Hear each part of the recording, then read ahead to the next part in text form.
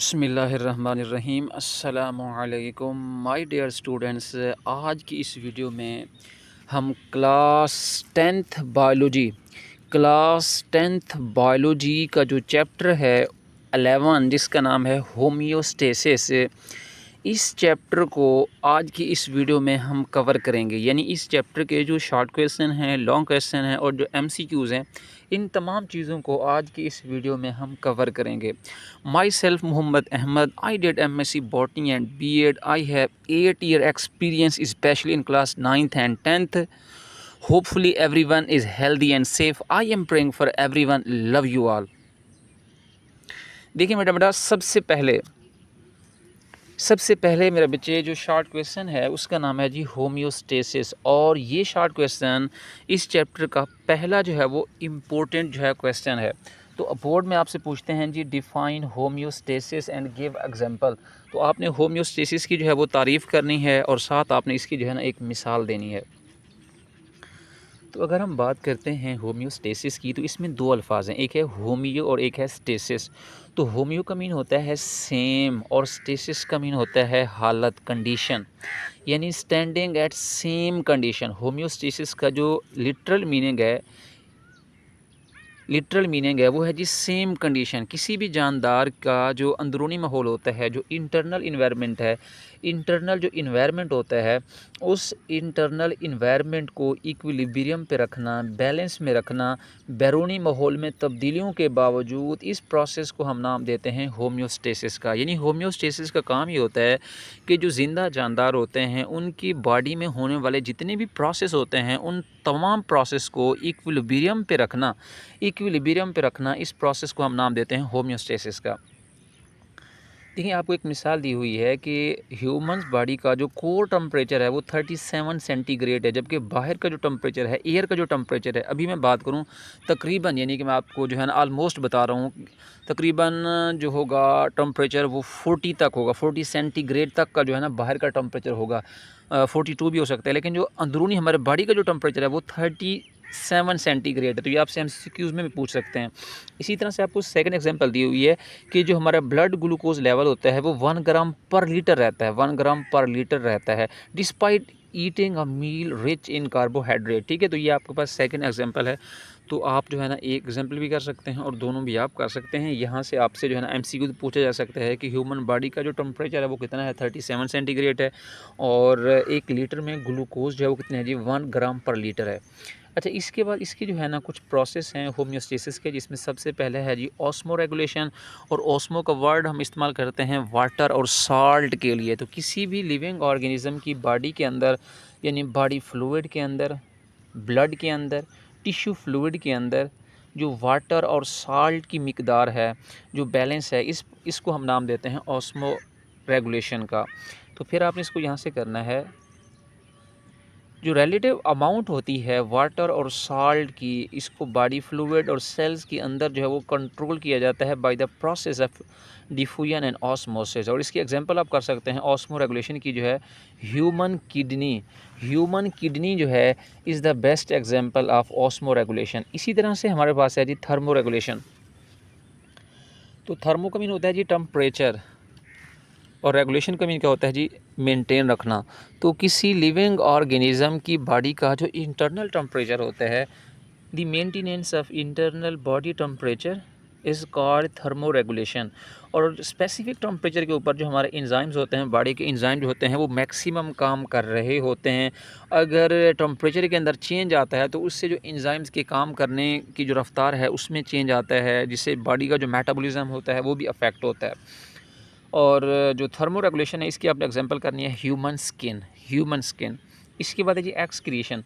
तो एक्सक्रीशन भी एक प्रोसेस है होम्योस्टेसिस का। इसमें क्या होता है कि जो मेटाबॉलिक वेस्ट होता है इसको बॉडी से रिमूव किया जाता है ताकि बॉडी के अंदर जो है ना एक बैलेंस को मेंटेन किया जा सके। इसके बाद आपने करना है जी मेटाबॉलिक वेस्ट। मेटाबॉलिक वेस्ट क्या होता है जी, मेटाबॉलिक वेस्ट के अंदर होता है कोई भी ऐसा मटेरियल जो कि प्रोड्यूस होता है बॉडी मेटाबॉलिज्म के दौरान और ये बॉडी के लिए जो है वो नुकसानदा होता है, इसे हम नाम देते हैं मेटाबॉलिक वेस्ट का। देखिए जी, नेक्स्ट हमारे पास है जी होम्योस्टेसिस इन प्लांट। तो प्लांट जो होते हैं जो होम्योस्टेसिस का प्रोसेस है, ना सिर्फ ये एनिमल्स जो है वो मेंटेन रखते हैं, बल्कि जो प्लांट्स होते हैं वो भी होम्योस्टेसिस के प्रोसेस को जो मेंटेन रखते हैं। तो प्लांट क्या करते हैं, रिस्पॉन्स शो करते हैं जो इन्वायरमेंट के अंदर चेंज आता है, और उस चेंज को अपनी जो इंटरनल कंडीशंस होती हैं, अपनी जो इंटरनल इन्वायरमेंट होता है उसको जो है वो कांस्टेंट रखते हैं। बैरूनी माहौल में जो तब्दीलियां आती हैं उसको जो है वो रिस्पॉन्स जो है वो करते हैं, किसके ज़रिए, अपना जो इंटरनल कंडीशंस होती है, इंटरनल कंडीशन को जो है वो कांस्टेंट रखते हैं। तो इसके अंदर जो है ना प्लांट क्या करते हैं, डिफरेंट मैकेनिज़्म यूज़ करते हैं जिसके थ्रू जो है एक्स्ट्रा वाटर को रिमूव करते हैं, ऑक्सीजन और कार्बन डाइऑक्साइड को रिमूव करते हैं, और जो नाइट्रोजनस वेस्ट होता है उसको भी बॉडी से रिमूव करते हैं। तो सबसे पहले हम बात कर लेते हैं removal of extra carbon dioxide and oxygen. तो ये जो है ना मेरा बेटा लॉन्ग क्वेश्चन में आपसे पूछ सकते हैं, तो इसको आपने क्या करना है, लॉन्ग क्वेश्चन के अंदर ये कोई आपसे जो है ना एक भी पूछ सकते हैं, या आपसे दोनों भी पूछ सकते हैं, और कभी कभार ये तीनों भी आपसे पूछ लिए जाते हैं, ठीक है। तो इसमें जो है आपसे अलग भी पूछ सकते हैं। जैसे मेरे पास है जी removal of extra carbon dioxide and oxygen. तो इसमें देखिए सबसे पहले हमारे पास है जी डे टाइम। तो डे टाइम क्या होता है, इसमें प्रोसेस होता है, डे टाइम के अंदर जो कार्बन डाइऑक्साइड है ये प्रोड्यूस होती है, और इसको इस्तेमाल किया जाता है सेलुलर रेस्पिरेशन के ज़रिए, इसको जो है वो इस्तेमाल किया जाता है, ठीक है। यानी दिन के वक्त प्लांट के अंदर दो प्रोसेस हो रहे होते हैं, एक होता है जी फोटोसिंथेसिस और एक होता है सेलुलर रेस्पिरेशन। फोटोसिंथेसिस में ऑक्सीजन बनती है जो कि सेलुलर रेस्पिरेशन में इस्तेमाल हो जाती है, और सेलुलर रेस्पिरेशन में जो है वो कार्बन डाइऑक्साइड बनती है जो कि फोटोसिंथेसिस में इस्तेमाल हो जाती है, इसलिए वेस्ट प्रोडक्ट नहीं होता। जबकि नाइट टाइम की बात करते हैं तो रात के वक्त क्योंकि फोटोसिंथेसिस नहीं होती तो ऑक्सीजन जो है वो नहीं बनेगी, जबकि रेस्पिरेशन होगी तो रेस्पिरेशन के प्रोसेस में जो प्लांट होते हैं वो माहौल से जो है वो ऑक्सीजन लेते हैं, और माहौल को जो है वो कार्बन डाइऑक्साइड देते हैं, ठीक है। अच्छा, इसके बाद आपने आना है रिमूवल ऑफ एक्स्ट्रा वाटर। तो रिमूवल ऑफ एक्स्ट्रा वाटर में जो प्लांट होते हैं वो दरअसल पानी जो है उसको हासिल करते हैं, एक तो ये ज़मीन से लेते हैं, सॉइल से लेते हैं, दूसरा जो है ये सेलुलर रेस्पिरेशन के ज़रिए जो है ना ये प्रोड्यूस करते हैं, और प्लांट जो होते हैं इस वाटर को इस्तेमाल करते हैं अपने टर्जिडिटी के लिए, अपने आप को यानी एक सपोर्ट देने के लिए, जो हर्बिशियस प्लांट होते हैं। और जो एक्स्ट्रा वाटर होता है उसको रिमूव किया जाता है ट्रांसपिरेशन के ज़रिए। इसके ज़रिए जी ट्रांसपिरेशन के ज़रिए एक्स्ट्रा वाटर को बॉडी से रिमूव किया जाता है। ट्रांसपिरेशन एक ऐसा प्रोसेस होता है जिसमें प्लांट जो होते हैं वो अपने जो एरियल जो सरफेस है वहाँ से वाटर को वाटर वेपर्स की शक्ल में जो है वो बॉडी से रिमूव करते हैं। इस प्रोसेस को हम नाम देते हैं ट्रांसपिरेशन का। अच्छा देखिए, ट्रांसपिरेशन के अंदर सबसे पहले जो वाटर होता है ना वो इंटर होता है रूट्स के थ्रू, रूट से जो है ना ये स्टेम में जाता है, स्टेम से ये लीफ में जाता है, और लीफ के अंदर स्टोमेटा होते हैं, यहाँ से ये हवा के अंदर जाते हैं। तो इस प्रोसेस को हम नाम देते हैं, इस प्रोसेस को जो है ना हम नाम देते हैं मेरा बेटा किसका जी, ट्रांसपिरेशन का, ठीक है। अच्छा, अगर मैं कंसेप्चुअल शॉर्ट क्वेश्चन की बात करूँ तो आपसे इस तरह पूछा जा सकता है why at night transpiration does not occur. तो आप बताएंगे because most plant have their stomata close, ठीक है। तो प्लांट की जो है वो रात के वक्त स्टोमेटा क्लोज होते हैं जिसकी वजह से ट्रांसपिरेशन नहीं होती। तो होता ये है कि कुछ प्लांट ऐसे होते हैं जैसे हमारे पास ग्रासेस हैं या स्ट्रॉबेरी है, तो इसके पास जो है ना क्या होते हैं जी, स्पेशल पोर्स होते हैं जिनके थ्रू ये एक्स्ट्रा जो वाटर होता है उस वाटर को अपने पत्तों के किनारों के ऊपर जो है वो रिलीज़ करते हैं। इस प्रोसेस को हम नाम देते हैं गटेशन का। इसी तरह से हमारे पास जो है ना आपसे पूछ सकते हैं जी ड्यू। तो ड्यू जो है इसके अंदर आपने करना है the water vapour which condense from atmosphere onto the plant surface is called dew. अच्छा, इसके हमारे पास है जी removal of other metabolic waste. तो प्लांट क्या करते हैं, जो बहुत सारे मेटाबॉलिक वेस्ट इनकी बॉडी के अंदर हार्मलेस और इनसोल्युबल मटेरियल के तौर पे जो है वो डिपॉजिट होते रहते हैं। जैसे हमें मिसाल दी गई है कि कैल्शियम ऑक्सलेट, या आपसे एमसीक्यूज में पूछ सकते हैं कि जो कैल्शियम ऑक्सलेट है ये डिपॉजिट होता है क्रिस्टल्स की शक्ल में लीव्स के अंदर और स्टेम के अंदर। बहुत सारे प्लांट जैसे हमारे पास है टोमेटो है, तो टोमेटो के अंदर जो है ना ये स्टोर होता है। इसी तरह से आपसे पूछ सकते हैं कि वाई ट्रीज शेड दियर लीव्स ईयरली। तो जो दरख्त होते हैं वो अपने पत्तों को साल साल जो है अपने जिस्म से अलग कर लेते हैं, तो इससे जो एक्सक्रीटिव प्रोडक्ट होता है वो भी इनकी बॉडी से अलग हो जाता है। जो दूसरे वेस्ट मटेरियल्स हैं जो प्लांट रिमूव करते हैं उसमें हमारे पास रेजन्स है, और रेजन्स जो होते हैं ये कौन रिलीज़ करते हैं, कॉनिफेरस ट्रीज़। गम्स जो है ये कीकर से खारिज होता है। लैटेक्स जो है ये रबर प्लांट करते हैं खारिज। और जो म्यूसिलेज होता है इस म्यूसिलेज को जो है वो कार्निवोरस प्लांट जैसे सेंडियो है, पिचर प्लांट है और लेडी फिंगर है। तो ये एमसीक्यूज़ के हवाले से जो है ना इंतहाई इम्पोर्टेंट जो है ना मेरा बेटा पैराग्राफ है, ठीक है। अच्छा, इसके बाद इस साइड बॉक्स को आपने शॉर्ट क्वेश्चन के लिहाज से जो है ना देख लेना है। इसके बाद है जी ऑस्मोटिक एडजस्टमेंट इन प्लांट, ये इंतहाई जो है वो इम्पोर्टेंट लॉन्ग क्वेश्चन है। इस लॉन्ग क्वेश्चन को तमाम बच्चे जो है ना लाजमी करेंगे, इसमें किसी बच्चे को कोई रियायत नहीं है। यहाँ पे एक ऑस्मोसिस का शॉर्ट क्वेश्चन दिया हुआ है कि जिसमें वाटर जो होता है वो लेस सोल्यूट कंसंट्रेशन यानी हाइपोटोनिक सोल्यूशन से हाइपरटोनिक सोल्यूशन की तरफ जाता है through a semi permeable membrane. तो इस प्रोसेस को हम नाम देते हैं जी ऑस्मोसिस का। तो ये आपने लाजमी करना है और ये इस चैप्टर का जो है वो लॉन्ग क्वेश्चन है। इसमें मुख्तलिफ तरीके से जो है ना आपसे शॉर्ट क्वेश्चन पूछ सकते हैं। जैसे हमारे पास हाइड्रोफाइट्स, ऐसे प्लांट जो कि पानी में पाए जाते हैं, इसे हम कहते हैं हाइड्रोफाइट्स। ऐसे प्लांट जो कि ड्राई इन्वायरमेंट में पाए जाते हैं, इसे कहते हैं ज़ीरोफाइट। और ऐसे प्लांट जो कि साल्टी इन्वायरमेंट में पाए जाते हैं, इसे कहते हैं हेलोफाइट। तो अगर आपसे जो है ना इस देखिए हाइड्रोफाइट्स प्लांट ही ऐसे होते हैं जो कि ताज़ा पानी में पाए जाते हैं, तो इनको पानी कोई मसला नहीं होता। तो ये क्या करते हैं, साल्ट को कंजर्व करते हैं, जिसकी वजह से इन प्लांट्स को जो है शॉर्टेज ऑफ वाटर कोई प्रॉब्लम नहीं होता। जिसकी वजह से ये एक्स्ट्रा वाटर को अपनी बॉडी से रिमूव करते हैं। इनकी जो लीव्स हैं वो ब्रॉड होते हैं, इसमें स्टोमेटा जो है वो ज़्यादा होते हैं। स्टोमेटा इसके अपर एपिडर्मिस में होते हैं और जिसके थ्रू ये एक्स्ट्रा वाटर को अपनी बॉडी से रिमूव करते हैं। अगर हम बात करते हैं ज़ीरोफाइट्स की, तो ज़ीरोफाइट जो है ये ड्राई इन्वायरमेंट में रहते हैं। इनके पास एक थिक जो है ना वैक्सी क्यूटिकल होती है और ये वाटर के लॉस को कम से कम करते हैं। इनमें स्टोमेटा कम होते हैं, इसमें ट्रांसपिरेशन कम होती है और इनके पास डीप जो है वो रूट्स होती हैं ताकि मैक्सिमम वाटर को ज़मीन से अब्जॉर्ब किया जा सके। और यहाँ पे एक इंपॉर्टेंट शॉर्ट क्वेश्चन है सेकुलेंट ऑर्गन। कुछ ज़ीरोफाइट ऐसे होते हैं जिनके पास स्पेशल जो है वो पैरेन्काइमा सेल्स होते हैं और ये सेल्स इनके जो है वो स्टेम में होते हैं, रूट्स के अंदर होते हैं, जिनके अंदर ये एबिलिटी होती है कि ज़्यादा से ज़्यादा वाटर को ये स्टोर कर सकते हैं। तो ऐसे ऑर्गन्स जो होते हैं इनको हम नाम देते हैं सक्कुलेंट ऑर्गन्स का और इसकी एग्जांपल हमारे पास है कैक्टस या कैक्टी। अच्छा, इसके बाद है जी हेलोफाइट। अब हेलोफाइट्स वो होते हैं जो साल्टी इन्वायरमेंट में पाए जाते हैं। अब जो साल्ट है वो बहुत ज़्यादा होता है सी वाटर के अंदर, तो साल्ट जो है वो इंटर होता है इन प्लांट्स के अंदर और दूसरी तरफ जो वाटर होता है वो प्लांट से जो है वो सी वाटर में आना शुरू हो जाता है। तो जब ये साल्ट जो है ना सेल्स के अंदर इंटर होता है तो एक्टिव ट्रांसपोर्ट के जरिए असल में प्लांट करते क्या हैं कि अपने बॉडी के अंदर ना साल्ट को स्टोर कर लेते हैं। तो जब साल्ट इसकी बॉडी में स्टोर हो जाएगा तो ऑटोमेटिकली वाटर जो है वो बाहर नहीं आएगा, जिससे ये वाटर को अपनी बॉडी के अंदर जो है वो कंजर्व करके रखते हैं। इसकी एग्जांपल हमारे पास है जी सी ग्रासेस है, सी ग्रासेस। इसके बाद नेक्स्ट हमारे पास जो क्वेश्चन है वो है जी इस चैप्टर का ये एक्सरसाइज में भी शॉर्ट क्वेश्चन दिया हुआ है। शॉर्ट क्वेश्चन है जी what are the main organs involve in homeostasis in the human body, state the role of each of this organ. तो ये आपके पास जो है ना बताना है, एक लंग्स हैं, स्किन है और किडनी है। ठीक है, तो लंग्स का काम ये होता है कि ये रिमूव करते हैं एक्सेस कार्बन डाइऑक्साइड को। स्किन का काम ये होता है कि ये बॉडी टेम्परेचर यानी थर्मो रेगुलेशन और रिमूव करता है एक्सेस वाटर और साल्ट यानी ऑस्मो रेगुलेशन में हेल्प करते हैं। थर्ड हमारे पास किडनी है। किडनी का काम ये होता है कि इसने जो है ना खून की सफाई करनी है, ब्लड की जो है फिल्ट्रेशन करनी है और इस दौरान जो एक्सेस वाटर है, साल्ट है, यूरिया है, यूरिक एसिड है, इसको फिल्टर करके इससे जो है वो यूराइन बनाना है। ठीक है, इसके बाद हमारे पास है जी स्किन। इसमें शॉर्ट क्वेश्चन आ जाता है एपिडर्मस और डर्मिस। तो एपिडर्मिस जो है ना आउटर लेयर है स्किन की और इसमें जो है ना ब्लड वेसल्स नहीं होती। जो डर्मिस है ये इनर लेयर है, इसमें ब्लड वेसल्स होती हैं, सेंसिटिव नर्व एंडिंग होते हैं, स्वेट ग्लैंड है, ऑयल ग्लैंड है, हेयर्स हैं, फैट सेल्स हैं। यहाँ तक कर लें। इसके बाद आपसे शॉर्ट क्वेश्चन पूछते हैं व्हाट इज़ गोज बम्प्स। तो इसको आपने यहाँ से लेकर यहाँ तक करना है। गोज बम्प्स की जो है आपने इसको यहाँ से लेकर यहाँ तक करना है। और इसमें शॉर्ट क्वेश्चन पूछ सकते हैं कि how skin perform important role in the regulation of body temperature.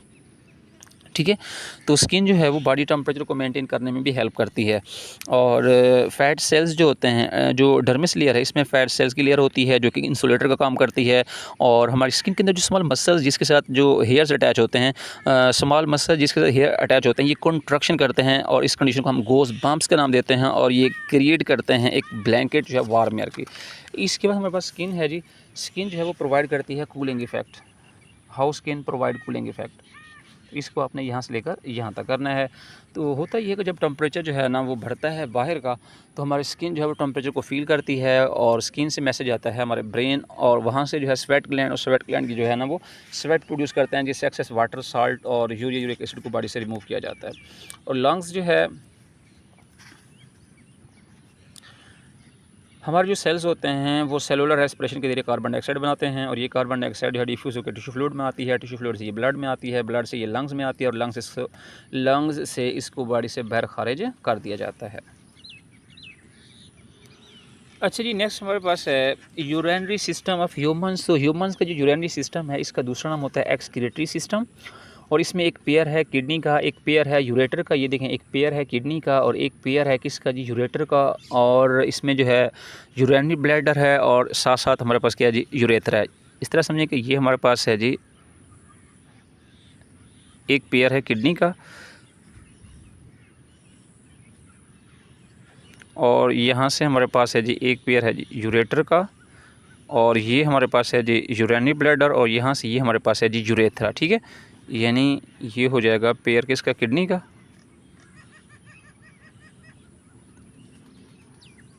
ये पेयर है किसका, यूरेटर का। ये यूरेनरी ब्लैडर है और ये है यूरेथ्रा। तो जो है ना ये आपने करना है जी एक्सक्रीटरी सिस्टम या यूरिनरी सिस्टम ऑफ ह्यूमन, तो इसको आपने यहाँ से लेकर यहाँ तक करना है। ठीक है, तो किडनी का काम जो है ना हम ऑलरेडी डिस्कस कर चुके हैं कि इसने जो है ना यूराइन बनाना है और यूरेटर का काम ये होता है कि इसने यूराइन को जो है ना वो लेके आना होता है, कैरी करना होता है किडनी से जो है वो यूरिनरी ब्लैडर तक।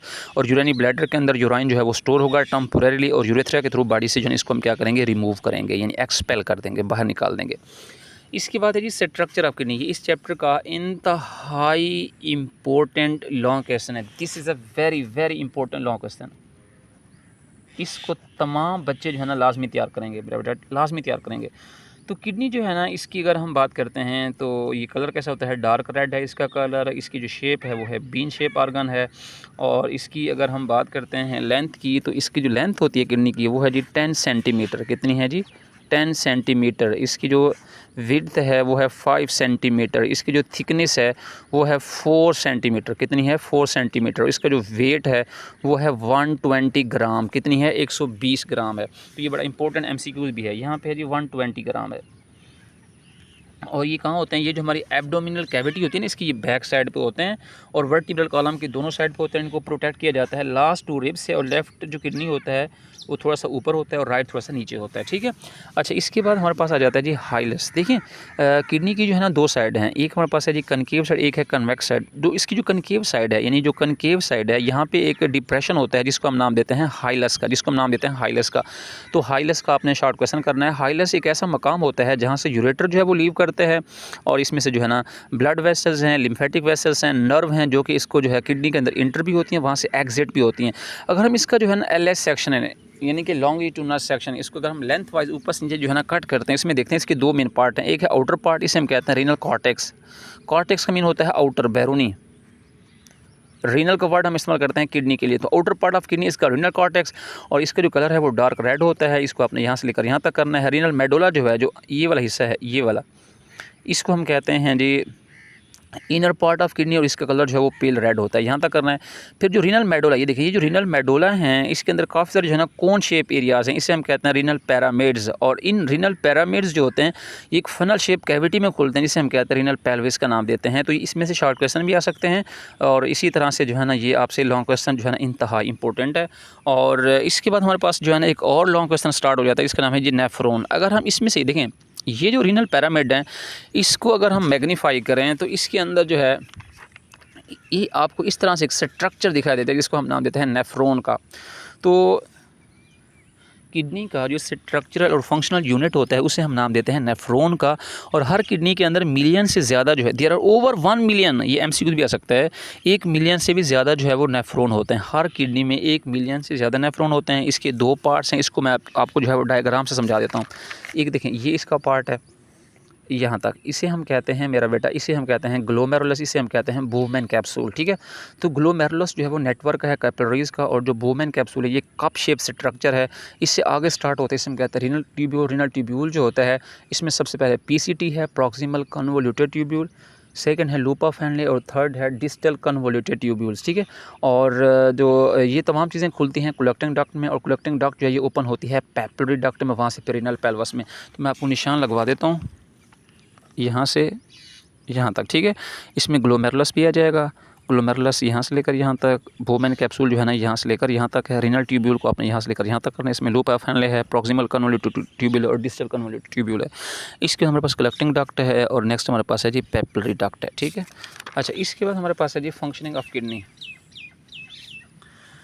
तो इसके अंदर 3 प्रोसेस हैं। मेन फंक्शन ऑफ किडनी जो है ना वो यूराइन फार्मेशन है, तो इसको आपने लाजमी तैयार करना है। ये इंतहाई जो है ना इंपॉर्टेंट क्वेश्चन है।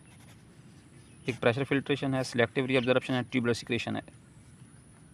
इसमें ग्लोमेरुलर फिल्ट्रेट है, यहाँ से आपने इसको यहाँ तक करना है। इसको आप कम करना चाहें तो आप यहाँ तक कर सकते हैं। इसको आपने यहाँ से लेकर यहाँ तक करना है। इसमें यूराइन का शॉट भी आ जाएगा, तो इसको आपने यहाँ से लेकर यहाँ तक करना है। ये इंपॉर्टेंट है एमसीक्यूज़ के लिहाज से, this is a very important MCQ. Osmo regulatory function of kidney जो है ना, ये मोस्ट इंपॉर्टेंट जो है ना लॉन्ग क्वेश्चन है, ठीक है। अच्छा, फिल्ट्रेशन ऑफ किडनी के अंदर ना 3 प्रोसेस हैं। पहला जो है ना, मैंने बताया कि हमारे पास है जी प्रेशर फिल्ट्रेशन। इसमें होता ही है कि सबसे पहले ब्लड जो है ना आता है रीनल आर्टरी में, आर्टरी से फिर आता है आर्टीरियोल में, आर्टीरियोल से आता है कैपिलरीज में यानी कि ग्लोमेरुलस में, जिससे जो है ना ब्लड का प्रेशर जो है ना बहुत ज़्यादा हाई होता है। तो मटीरियल जो होता है वो ग्लोमेरुलस से जो प्रेशर है वो बहुत ज़्यादा हाई होता है, और इस हाई प्रेशर की वजह से बहुत से जो इसमें जो है ना वाटर हो गया, साल्ट है, ग्लूकोज है, यूरिया है, जो ब्लड के अंदर, ये क्या करता है, ये ग्लोमेरुलर कैपिलरी से निकलकर जो है ना वो बूमेन कैप्सूल में आ जाता है। तो इस मटेरियल को हम नाम देते हैं ग्लोमेरुलर फिल्ट्रेट का। और होता ये है कि नेफ्रॉन के बाहर जो है ना एक नेटवर्क होता है कैपिलरीज का, और ये कैपिलरीज क्या करते हैं कि जो मटेरियल आता है ग्लोमेरुलर फिल्ट्रेट का 99% मटेरियल को जो है वो रीअब्जॉर्ब किया जाता है, और ये प्रोसेस होता है ऑस्मोसिस के जरिए, डिफ्यूजन के जरिए और एक्टिव ट्रांसपोर्ट के जरिए। और जो थर्ड स्टेप उसका नाम है ट्यूबुलर सिक्रेशन, और ट्यूबुलर सिक्रेशन के अंदर डिफरेंट जो आइंस हैं, क्रिएटिनाइन है, यूरिया है, और इसको जो है ना दोबारा से ब्लड कैपिलरी से निकाल कर इसको रीनल ट्यूब्यूल में डाला जाता है, ताकि इससे जो है वो ब्लड की नॉर्मल पीएच है, ये आपसे एमसीक्यूज में पूछ सकते हैं, वेरी इंपॉर्टेंट है, 7.35 से 7.45, तो इसको मेंटेन किया जाता है। और जो फिल्ट्रेट रीनल ट्यूब्यूल में आता है उसे हम नाम देते हैं यूराइन का, यहाँ से कलेक्टिंग डक्ट में आता है और यहाँ से फिर ये पेल्वस में आता है। तो मैं आपको इस चैप्टर का जो मेन कोर कंसेप्ट है वो जो है ना दे रहा हूँ। इसके बाद हमारे पास है जी osmoregulatory function of kidney, very very important long question. तो ऑस्मो रेगुलेशन का मीन होता है balance the amount of water and salt, maintenance the amount of water and salt in the body and body fluid. और ये काम के लिए जो मेन ऑर्गन रिस्पॉन्सिबल है वो हमारे पास है किडनी होते हैं। तो बेसिकली होता ही है कि इसमें ना 2 तरह के यूराइन बनते हैं, एक है जी हाइपोटोनिक यूराइन और एक होता है हाइपरटोनिक यूराइन। तो इसमें हाइपोटोनिक में क्या होता है, देखें हाइपोटोनिक में ये होता है कि इसमें वाटर जो है ज़्यादा होता है और इसमें साल्ट क्या होते हैं कम। अगर हम पानी ज़्यादा पिएंगे तो बॉडी फ्लूइड में वाटर क्या हो जाएगा, ज़्यादा हो जाएगा। तो हमारी किडनी क्या करते हैं, फिल्ट्रेशन ज़्यादा करते हैं और जो रीअब्जॉर्प्शन ऑफ वाटर वो कम करते हैं। जबकि इसके अंदर क्या होता है, जिससे हमारे पास जो है ना वो इसमें यूराइन ज़्यादा बनेगा और जिससे बॉडी फ्लूइड जो है वो नॉर्मल हो जाएगा। हाइपरटोनिक में क्या होता है कि जब बॉडी के अंदर वाटर का शॉर्टेज होता है तो यहाँ पे जो फिल्ट्रेशन होती है वो आपके पास जो है ना फिल्ट्रेशन क्या हो जाएगी मेरा बेटा, कम हो जाएगी, और रीअब्जॉर्प्शन ऑफ वाटर जो है वो ज़्यादा हो जाती है, जिससे बॉडी फ्लूइड को नॉर्मल किया जाता है और ये इस तमाम प्रोसेस को कंट्रोल किया जाता है हार्मोन्स के थ्रू। इसके बाद है जी किडनी स्टोन, इसको आपने यहाँ से स्टार्ट करना है यहाँ तक, ये मोस्ट इंपॉर्टेंट शॉर्ट क्वेश्चन है। इसके बाद इसके काजेज़ हैं, इसको आपने यहाँ से लेकर यहाँ तक करना है। फिर इसके सिम्पटम है, इसको आपने यहाँ से लेकर यहाँ तक करना है। फिर इसका ट्रीटमेंट है, आप पहले इसको यहाँ तक देख लें। फिर lithotripsy, very important short question, इसको आपने यहाँ से लेकर यहाँ तक करना है। किडनी फेलियर है, इसको आपने यहाँ से लेकर यहाँ तक करना है। इसके अंदर जो है ना काजेज़ भी आ जाएंगे, डेफिनेशन भी आ जाएगी। इसके बाद इसके सिम्पटम्स हैं, इसके बाद इसका ट्रीटमेंट है। इसके 2 मेथड हैं, एक है डायलिसिस और एक है किडनी ट्रांसप्लांट। डायलिसिस की डेफिनेशन करनी है, इसके 2 मेथड हैं, ये इंपॉर्टेंट है लॉन्ग क्वेश्चन के लिहाज से। और इसके बाद हमारे पास है जी किडनी ट्रांसप्लांट, तो ये आपसे अलग जो है वो लॉन्ग क्वेश्चन में पूछ सकते हैं। इसको आप शॉर्ट के लिहाज से यहाँ तक कर लें। फिर ये एमसीक्यूज़ आपने करना है और इसी तरह इसके प्रॉब्लम्स हैं।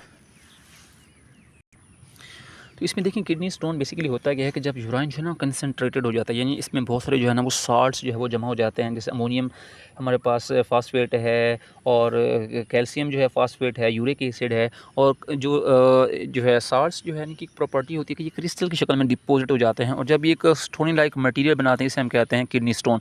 क्योंकि ये स्टोन जो है वो किडनी में बनता है, इसलिए इसको हम कहते हैं किडनी स्टोन। तो ये ज़्यादातर स्टोन जो है वो किडनी के अंदर होते हैं, कुछ जो है वो यूरेटर में भी आ सकते हैं और कुछ जो है वो यूरेनियम ब्लैडर में भी हो सकते हैं। इसके बाद इसके करने आपने मेरा बेटा कासेज से। तो सबसे पहले एज है, वक्त करने के साथ साथ उम्र बढ़ने के साथ साथ जो किडनी की काम करने की सलाहियत है उस ऊपर इफेक्ट होता है। इसके अलावा डाइट है, जिसमें ज़्यादातर जो है ना ग्रीन वेजिटेबल हैं, साल्ट, विटामिन सी और डी इसमें ज़्यादा होता है। यूरिनरी ट्रैक के अंदर इन्फेक्शन है, लेस इंटेक ऑफ वाटर है, और अल्कोहल कंजप्शन है। लेस इंटेक ऑफ वाटर जो है एक मेजर जो है ना वजह है। तो आपने ज़्यादा से ज़्यादा जो है ना पानी का इस्तेमाल करना है ताकि आपके गुर्दे जो है वो प्रॉपर काम कर सकें। इसके सिम्पटम है, देखिए किडनी जो है ना किडनी बेसिकली जो है इसमें सवेयर जो है वो पेन होता है, क्योंकि ये एब्डोमेन में होते हैं। तो एब्डोमेन इसमें जो है ना सवेयर पेन होता है। लोअर एब्डोमेन के अंदर वोमिटिंग स्टार्ट हो जाती है, फ्रीक्वेंट यूरिनेशन होती है, बार बार पेशाब आता है, और पेशाब के अंदर जो है ना फॉल स्मेलिंग भी हो सकती है, उसमें ब्लड और पास सेल भी हो सकते हैं। इसका ट्रीटमेंट ये है कि 90% जो किडनी स्टोन होते हैं इसको रिमूव किया जाता है प्लेंटी ऑफ वाटर, ज़्यादा पानी पीने से, और अदरवाइज इसकी जो है वो सर्जिकल ट्रीटमेंट की जाती है, जिसमें जो इफेक्टेड एरिया है उसको ओपन किया जाता है और वहाँ से स्टोन को रिमूव किया जाता है। अब एक लेटेस्ट जो है तरीका जिसका नाम है लिथोट्रिप्सी। लिथो का मीन होता है स्टोन और ट्रिप्सी का मीन होता है ब्रेक करना। तो लिथोट्रिप्सी एक ऐसा प्रोसेस है जिसमें जो है किडनी स्टोन को रिमूव किया जाता है नॉन इलेक्ट्रिकल शॉक वेव्स के थ्रू, जो कि बाहर से गिराई जाती हैं और ये जो है स्टोन को हिट करती हैं, इसको ब्रेक करती हैं और ये सैंड लाइक हो जाता है और बॉडी से रिमूव हो जाता है। इसके बाद आपने कहा अबू नासिर अल फ़राबी, शॉर्ट क्वेश्चन आपने देख लेना है। इसके बाद एक वेरी इंपॉर्टेंट शॉर्ट क्वेश्चन है Abul Qasim al Zahrawi. This is a very very important short question. ये एमसीक्यू में भी आ जाता है कि इसकी जो है ना बुक है जिसका नाम है अल तसरीफ़, ठीक है। और इसने जो है ना 200 सर्जिकल मेडिकल इंस्ट्रूमेंट जो है इसने डिज़ाइन किए थे। अच्छा, इसके बाद है जी किडनी फेलियर। अगर किसी के गुर्दे जो है वो नाकाम हो जाते हैं, फेल हो जाते हैं, इसे कहते हैं किडनी फेलियर। तो वो कंप्लीट लॉस भी हो सकता है और पार्शियल भी हो सकता है। और इसकी जो लीडिंग काज है उसमें है डायबिटीज़ मिलाइटिस और हाइपरटेंशन है, ठीक है। शुगर की बीमारी है और हाई ब्लड प्रेशर जो है वो किडनी के फेल होने के बड़ी जो है वजूहत हैं। इसके अलावा सडन जो है इंटरप्शन होती है ब्लड सप्लाई किडनी की तरफ, या ज़्यादा जो है वो ड्रग का इस्तेमाल करने से भी गुर्दे ख़राब हो सकते हैं। इसके बाद इसकी जो है सिम्टम है, इसमें हाई लेवल ऑफ़ यूरिया है और दूसरे वेस्ट हो सकते हैं ब्लड के अंदर, जिससे वोमिटिंग स्टार्ट हो सकती है, नौसिया यानी मतली जो है हो सकती है, वेट लॉस हो सकता है। इसमें नौसे में जो है ना मुँह का जायका भी ख़राब हो जाता है, बार-बार पेशाब आता है और पेशाब के अंदर जो है वो यूराइन भी शामिल हो सकता है। इसके अलावा लेग्स के अंदर, फीट के अंदर, फेस के अंदर स्वेलिंग हो सकती है और शॉर्टनेस ऑफ ब्रीथ का प्रॉब्लम भी हो सकता है। इसके बाद हमारे पास नेक्स्ट हमारे पास आ जाता है इसका ट्रीटमेंट। तो इसके 2 मेथड, एक है डायलिसिस और एक है किडनी ट्रांसप्लांट। तो डायलिसिस का मीन होता है क्लीनिंग ऑफ ब्लड। जब हम खून की सफाई जो है मसनूई तरीके से करते हैं, इसे हम कहते हैं डायलिसिस। इसके 2 मेथड, एक का नाम है पेरिटोनियल डायलिसिस यानी पीडी।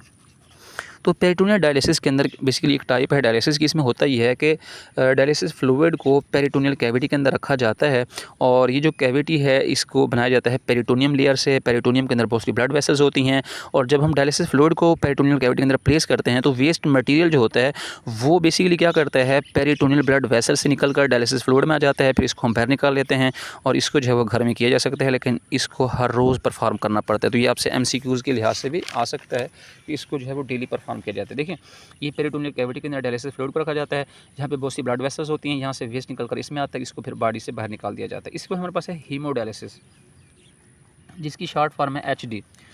तो इस डायलिसिस के अंदर क्या होता है, पेशेंट ब्लड जो होता है इसको पास किया जाता है एक अपरेटस से जिसका नाम होता है डायलिसर। और डायलिसर जो है इसमें लॉन्ग ट्यूब्स होती हैं, उसकी जो वाल हैं वो सेमी परमेबल का काम करती हैं। ब्लड जो होता है वो ट्यूब के अंदर से फ्लो करता है, जबकि डायलिसिस फ्लूइड जो होता है उसके इर्द गिर्द फ्लो करता है। एक्स्ट्रा वाटर और वेस्ट जो होता है वो ब्लड से निकल कर डायलिसिस फ्लूइड में जाता है और साफ खून जो होता है वो दोबारा जिस्म में दाखिल हो जाता है। और हीमोडायलिसिस जो है इसको डायलिसिस सेंटर में किया जाता है और हफ्ते में इसको 3 टाइम्स किया जाता है, 3 टाइम्स पर वीक। इसके बाद है जी किडनी ट्रांसप्लांट। तो ये एक ऐसा मेथड है जिसमें जो पेशेंट के डैमेज किडनी होते हैं उसको रिप्लेस किया जाता है हेल्दी किडनी के साथ, यानी कि जो सेहतमंद गुर्दा होता है वो डैमेज किडनी के साथ लगा दिया जाता है। किडनी जो है डिजीज़ डोनर का भी हो सकता है और इसके अलावा लिविंग का भी हो सकता है, यानी मरहूम का भी हो सकता है और ज़िंदा जो डोनर है उसका भी हो सकता है। और जो डोनर होता है वो पेशेंट का रिलेटिव भी हो सकता है और इरेलीवेंट यानी कि जो है ना वो उसका दूर का भी हो सकता है। ट्रांसप्लांट से पहले जो टिश्यू प्रोटीन्स होती हैं डोनर की और एक्सेप्टर की, इनको मैच किया जाता है और डोनर किडनी जो है इसको ट्रांसप्लांट किया जाता है। पेशेंट की जो बॉडी है उसको कनेक्ट किया जाता है पेशेंट का जो ब्लड और यूरेनी सिस्टम के साथ। इसके अलावा आपसे एमसीक्यू में पूछ सकते हैं कि एवरेज लाइफ टाइम जो होता है डोनेट किडनी का वो 10 से 15 ईयर्स है। और जब एक ट्रांसप्लांट फेल हो जाता है तो पेशेंट जो है उसको एक सेकंड जो है वो किडनी ट्रांसप्लांट कराना पड़ता है, और लेकिन इस दौरान जो है पेशेंट को आर्जी तौर पे जो है वो डायलिसिस कराना पड़ता है कुछ वक्त के लिए। और ये आपसे अलग शॉर्ट क्वेश्चन पूछ सकते हैं जो प्रॉब्लम्स हैं किडनी ट्रांसप्लांट के बाद क्या क्या प्रॉब्लम आ सकते हैं, what are the problem after kidney transplant. इसमें जो है ट्रांसप्लांट रिजेक्शन है, ट्रांसप्लांट जो है वो रिजेक्ट भी हो सकता है, इसमें कोई इन्फेक्शन हो सकती है, इम्बैलेंस हो सकता है वाटर और साल्ट का, जिससे जो है वो बोन का प्रॉब्लम भी हो सकता है और इससे अल्सर का प्रॉब्लम भी हो सकता है। अच्छा, नेक्स्ट हमारे पास है एमसीक्यू। तो ह्यूमन यूरेनी सिस्टम जो है इसमें सबसे पहले क्या आता है, देखें ह्यूमन यूरेनी सिस्टम में आता है जी किडनी आता है, यूरेटर है, यूरेनी ब्लैडर है और यूरेथ्रा है। Which organ is responsible for the filtration of blood, इसे हम कहते हैं kidney. The tube between kidney and urinary blood, इसे हम कहते हैं ureter. Body balance of water है, साल्ट है, टेम्परेचर है, ग्लूकोज, इसे हम कहते हैं होम्योस्टेसिस। तो ये भी आप होम्योस्टेसिस की डेफिनेशन कर सकते हैं, बड़ी आसान सी है। करेक्ट ऑर्डर है जो कि यूराइन को लेके जाता है किडनी के बाद क्या आता है, यूरेटर आता है, फिर ब्लेडर है और फिर यूरेथ्रा है, ठीक है। इसके बाद नेक्स्ट हमारे पास है फंक्शन ऑफ यूरेटर। तो यूरेटर का काम ये होता है कि इसने यूराइन को लेके जाना होता है, कहाँ से, किडनी से यूरेनी ब्लैडर तक, carry urine from kidney to the urinary bladder. अच्छा, तो what waste product are excreted by the kidney, kidney जो है ना कौन से वेस्ट प्रोडक्ट को रिमूव करता है, यानी कि उसमें एक्स्ट्रा जो है ना यूरिया होता है, इसके अलावा जो है वाटर है और साल्ट है। 2 main function of sweat, sweat का काम क्या होता है, इसके 2 मेन काम ये होते हैं कि एक तो इसने मेरा बेटा क्या करना होता है, रिमूव बॉडी को जो है कूल करना है और इसने जो है ना to keep the body cool and remove excess protein, ये गलत है। To keep the body warm and filter the blood, और ये भी गलत है। To filter the blood and remove the waste product. अच्छा, और इसके अलावा हमारे पास next to remove the waste product and cool the body. तो किडनी जो हमारे पास फंक्शन है, तो ये रिमूव करता है वेस्ट प्रोडक्ट को और जो है ना बॉडी को कूल करता है। Which would not be present in the filtrate enter the Bowman and capsule of nephron. तो ये हमारे पास है जी ब्लड सेल्स, क्योंकि इसका साइज़ जो है वो बड़ा होता है। प्रोटीन और ब्लड सेल, ये शॉर्ट क्वेश्चन भी है पीछे आपसे जो है ना कंसेप्चुअल शॉर्ट क्वेश्चन पूछ सकते हैं कि कौन सा मटेरियल जो है वो पास नहीं हो सकता ग्लोमेरुलस से। एक ब्लड सेल्स हैं और एक प्रोटीन है, क्योंकि इनका साइज़ जो है वो बड़ा होता है, because they are relatively large in size. इसके बाद है जी during peritoneal dialysis the waste material move from. तो ये वेस्ट मटेरियल जो है पेरिटोनियम ब्लड वेसल से ये मूव करता है डायलिसिस फ्लूइड के अंदर। ये शॉर्ट क्वेश्चन मैंने आपको पहले बता दिया है। ये जो शॉर्ट क्वेश्चन है इसमें आपके पास डायग्राम है फंक्शनिंग ऑफ किडनी के, इसको आपने लेबल करना है, जस्ट ये वाला, ठीक है। अल्लाह ताला आप सबको आपके अज़ीज़ व क़रीब को आसानियाँ अता फ़रमाए और आगे आसानियाँ तकसीम करने का शरफ़ हासिल करे। आपसे इल्तमास है कि हमारे इस चैनल को लाइक कीजिए, सब्सक्राइब कीजिए और अपने फेलोज़ के साथ शेयर कीजिए।